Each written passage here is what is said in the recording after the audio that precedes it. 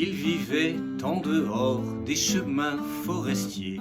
Ce n'était nullement un arbre de métier. Il n'avait jamais vu l'ombre d'un bûcheron, ce grand chêne fier sur son tronc.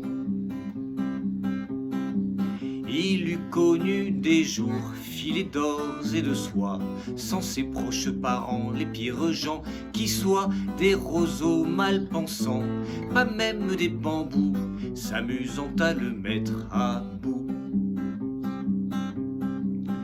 Du matin jusqu'au soir, ces petits rejetons, tout juste canne à pêche, à peine mirliton, lui tournant tout autour, chantait in extenso l'histoire du chêne et du roseau.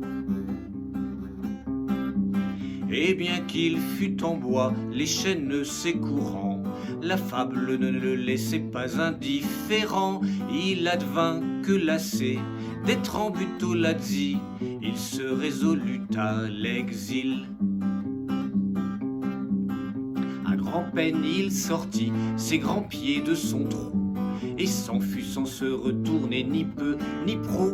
Mais moi qui l'ai connu, je comprendrais qu'il souffrit de quitter l'incapable patrie.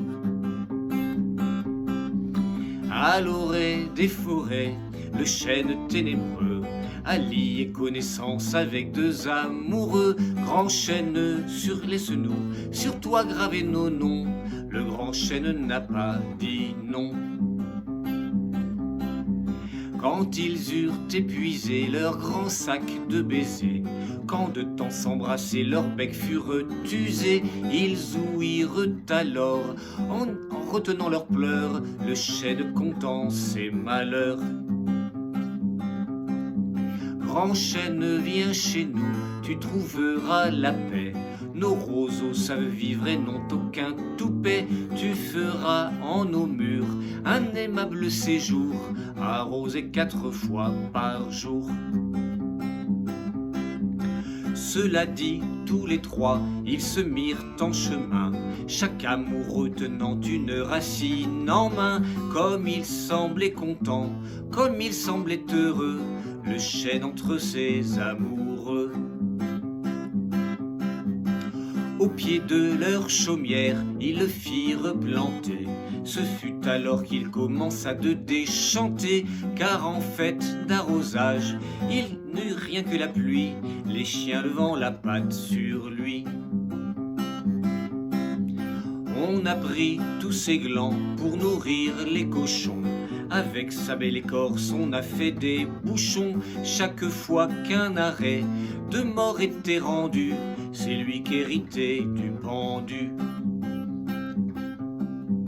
Puis ces mauvaises gens, vandales accomplis, le coupèrent en 4 et s'en firent un lit.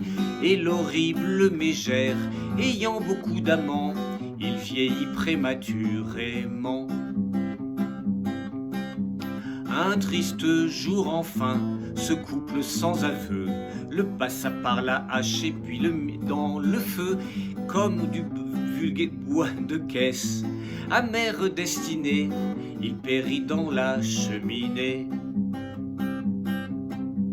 Le curé de chez nous, petit saint besogneux, doute que sa fumée s'élève jusqu'à Dieu. Qu'est-ce qu'il en sait le bougre?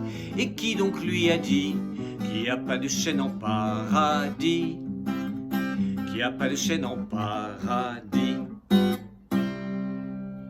Et voilà, c'était le grand chêne de Brassens.